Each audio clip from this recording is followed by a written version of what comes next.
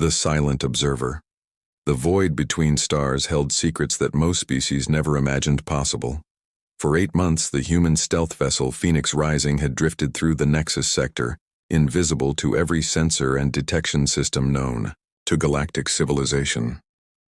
Captain Sarah Chen stood at the observation deck, watching the latest skirmish between the Krellian Federation and the Vorthak Empire unfold before her eyes. The two civilizations had been locked in a territorial dispute for nearly 5 years, and humanity had been watching, learning, and waiting for the right moment to reveal themselves to the wider galaxy. The Phoenix Rising was humanity's greatest achievement in stealth technology. 3 kilometers long and bristling with weapons that remained hidden beneath adaptive hull plating, the ship represented 20 years of reverse engineering recovered alien technology and combining it with human innovation.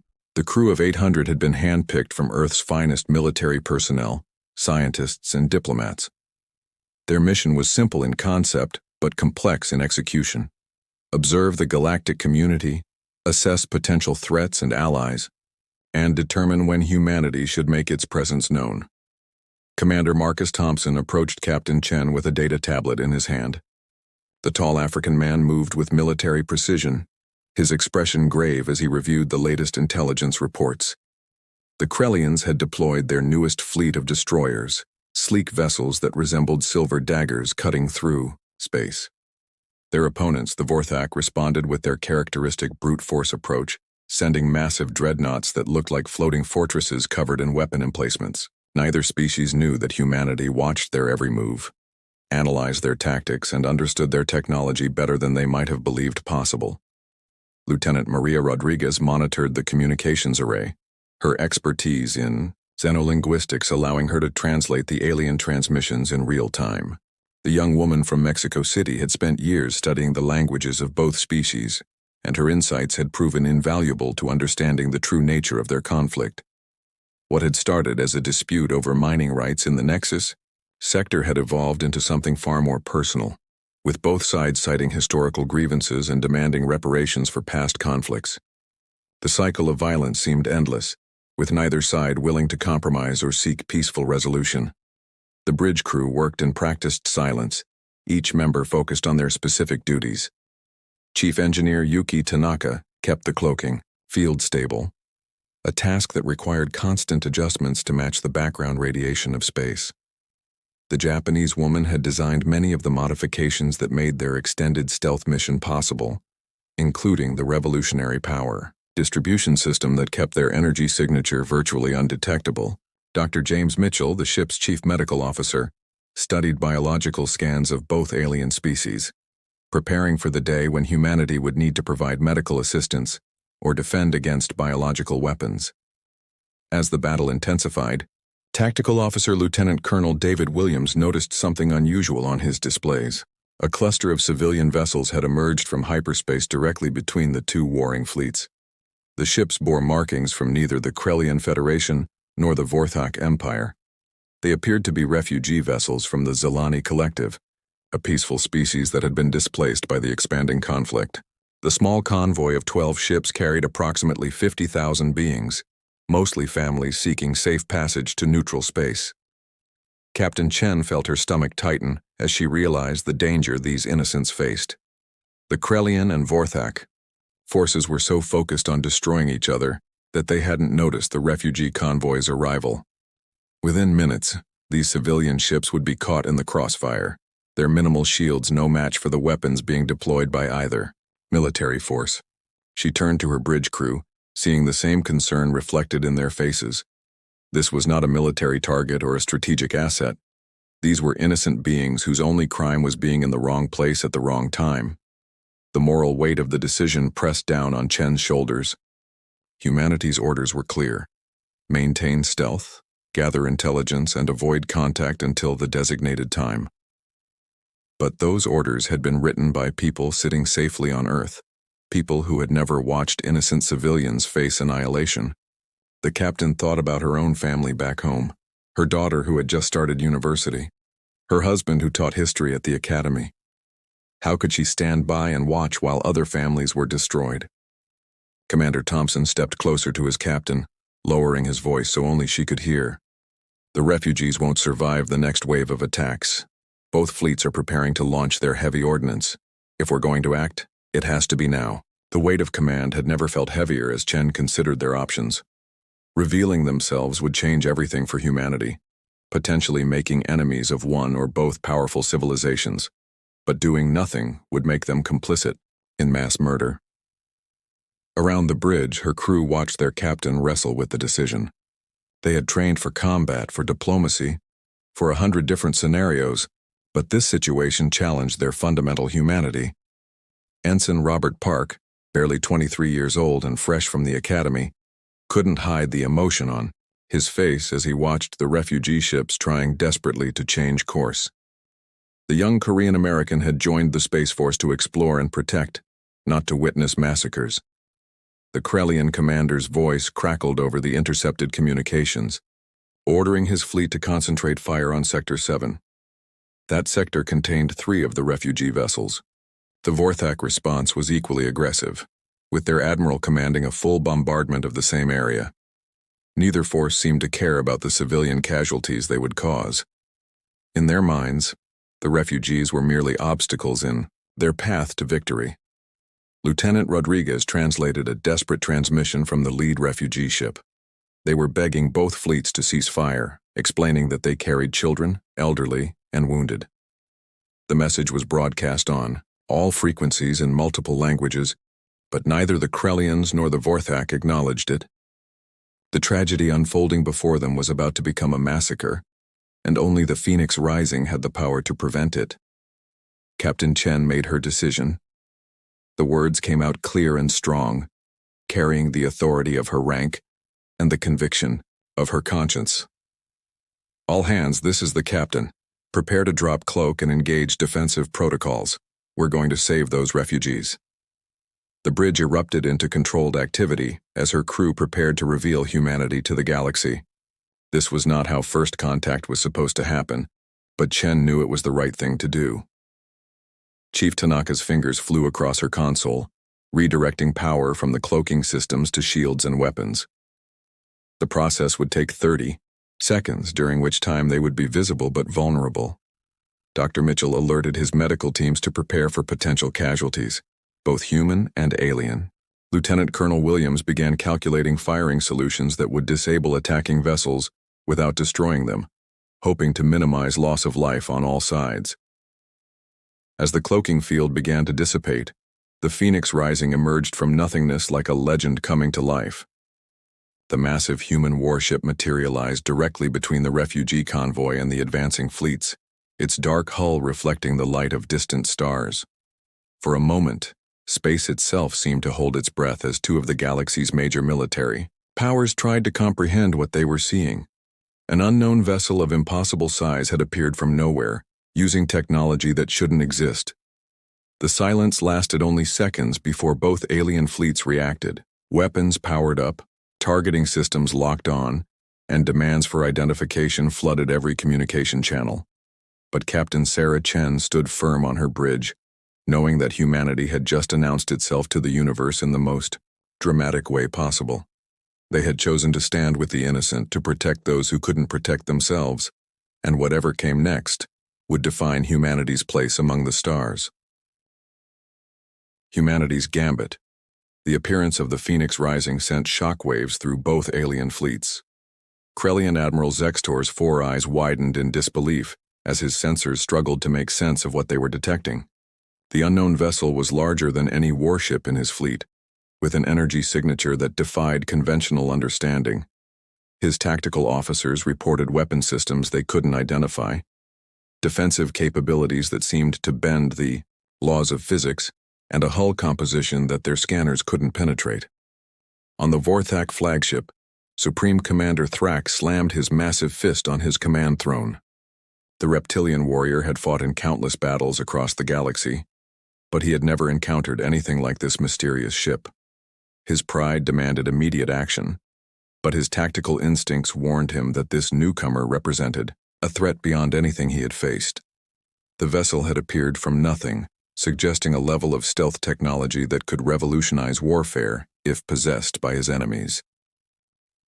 Captain Chen activated the universal translator and opened communications to both fleets simultaneously. Her image appeared on the main screens of every ship in the area, a human face that none of these beings had ever seen before.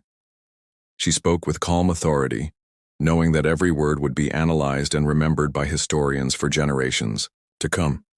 This is Captain Sarah Chen of the Earthship Phoenix Rising. We are humans, a species from the Sol system in the Orion Arm. We have been observing your conflict and we cannot allow innocent civilians to be harmed. These refugees are under our protection. The reactions were immediate and varied. Several Krellian science vessels began intensive scans, their crews fascinated by the appearance of a previously unknown spacefaring civilization. The Vorthak military commanders saw only a potential threat to their dominance, with several ships moving into attack positions, but both fleets hesitated to fire first, uncertain of the capabilities of this mysterious vessel that had hidden in plain sight for who knew how long. Admiral Zextor was the first to respond, his melodious voice carrying across the communication channel. The Krellian Federation recognizes no authority in this sector except our own. You have no right to interfere in our sovereign military operations. These refugees entered an active war zone despite warnings. Their fate is their own responsibility. His words were formal, but Chen could detect curiosity beneath the diplomatic language. The Krellians were scholars as well as warriors, and the appearance of humanity had sparked their intellectual interest. Supreme Commander Thrak was less diplomatic in his response. The Vorthak Empire does not yield to unknown threats. You will power down your weapons and submit to boarding and inspection, or we will take your technology by force. Your protection means nothing to us. The refugee ships are irrelevant. Only strength matters in this galaxy. His fleet began forming an attack pattern, confident that their numerical superiority would overwhelm any single vessel, regardless of its advanced technology. Captain Chen had anticipated these responses. She nodded to Lieutenant Colonel Williams, who initiated a carefully planned demonstration of human capabilities. The Phoenix Rising's weapon systems came online, but instead of targeting the alien fleets, they fired precisely calculated shots that destroyed incoming debris that threatened the refugee ships. Each shot was perfect, demonstrating accuracy and power that made both alien forces reassess their positions. The human weapons didn't just destroy the debris, they completely vaporized it at the molecular level. The demonstration continued as Commander Thompson activated the ship's defensive systems. A shimmering field of energy surrounded not just the Phoenix Rising, but extended to encompass all 12 refugee vessels. The shield technology was unlike anything the Krellians or Vorthak had seen, creating individual protective bubbles that could move and adapt independently. It was a fusion of technologies that humanity had developed by studying dozens of recovered alien artifacts and improving upon them with human creativity. Dr. Mitchell's voice came over the internal communication system, reporting that medical teams were ready to transport to the refugee ships if needed. His scans had detected numerous casualties aboard the civilian vessels, beings who needed immediate medical attention. The doctor had already synthesized treatments based on the biological data they had gathered during their months of observation. Humanity was prepared not just to protect, but to heal. Lieutenant Rodriguez monitored the alien communications, noting the shift in tone as both fleets realized the extent of human capabilities. The Krellians were excitedly discussing the implications of humanity's stealth technology, while the Vorthak military commanders were reassessing their tactical options. Some voices on both sides called for joint action against the human vessel, while others argued for caution and diplomacy. The appearance of humanity had disrupted the established order in ways that neither species had anticipated. Captain Chen decided to escalate the situation with an unexpected proposal. She opened a secure channel to both fleet commanders simultaneously, sharing something that would change their perspective entirely. During our observations, we have documented 17 separate incidents where your conflict has resulted in civilian casualties. We have also recorded both of your species' histories, your cultures, your achievements.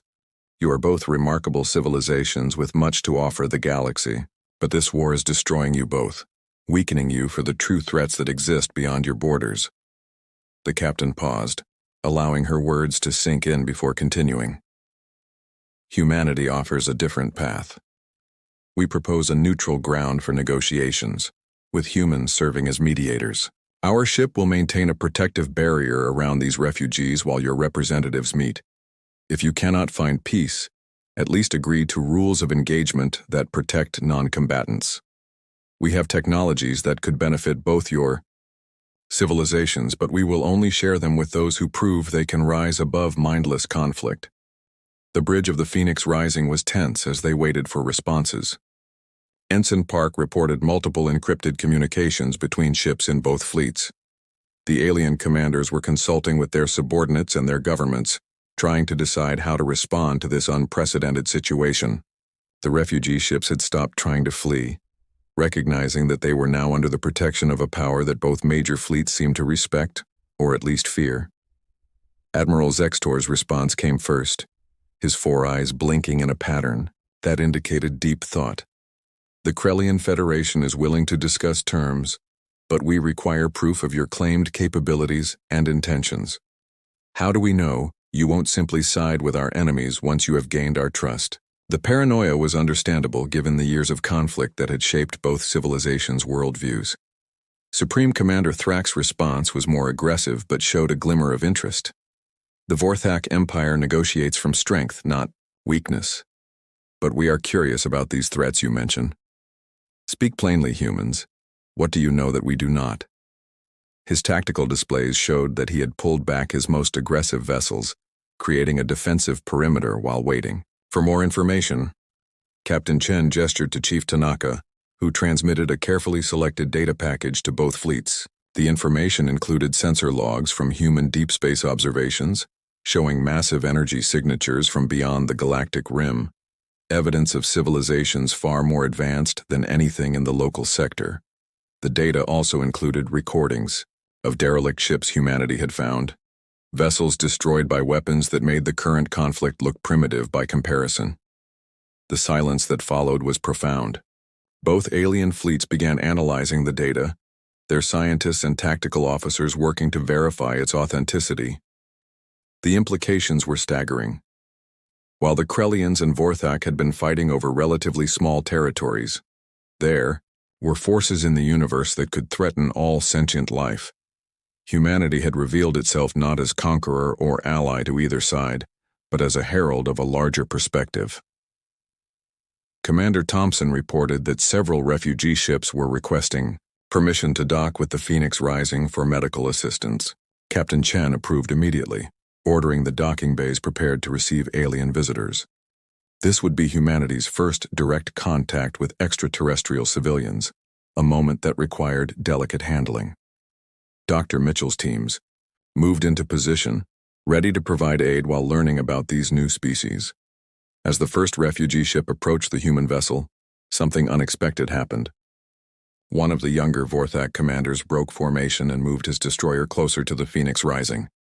Instead of taking an aggressive stance, he transmitted a message on an open channel. "I am Commander Krax of the Vorthak destroyer Bloodclaw. I request permission to assist in the refugee evacuation. My conscience will not allow me to stand by while innocents suffer." Lieutenant Rodriguez coordinated communications between all parties, her linguistic skills proving invaluable in preventing misunderstandings. She noted that younger officers from both fleets were beginning to communicate directly, sharing not just tactical information but personal stories. The rigid hatred that had defined their conflict was beginning to crack under the pressure of shared humanitarian purpose. As the rescue operation continued, both Admiral Zextor and Supreme Commander Thrak found themselves in an impossible position. Their governments demanded aggressive action, but their own officers were cooperating with the enemy under human supervision. The refugee crisis had become a catalyst for something neither commander had expected: a grassroots peace movement within their own ranks. Captain Chen made one final gambit. She invited both commanders to meet aboard the Phoenix Rising for direct negotiations. The neutral ground of the human ship would provide a safe space for discussion, away from the pressures of their respective fleets. She also extended an invitation to the refugee convoy leader, ensuring that the voices of those most affected by the conflict would be heard. The response took 3 hours to arrive, but when it came, it marked a turning point in galactic history. Both commanders agreed to meet, though each insisted on bringing a small security detail. The terms were acceptable to Captain Chen, who knew that this meeting could either spark a new era of cooperation or escalate into a three-way conflict that would devastate the sector. As preparations for the summit began, the Phoenix Rising stood as a beacon of hope in the darkness of space. Humanity had revealed itself not as conquerors or subjects, but as mediators and protectors. The decision to break stealth had been driven by conscience rather than strategy, and that choice had resonated with individuals on all sides of the conflict. The galaxy would never be the same. Humanity had announced its presence by standing between warring fleets to protect the innocent, demonstrating both advanced technology and moral courage. The ripples of this first contact would spread throughout known space, carrying a simple message. Humans had arrived, and they would not stand by while others suffered. The future remained uncertain, but for the first time in years there was hope for peace in the Nexus sector.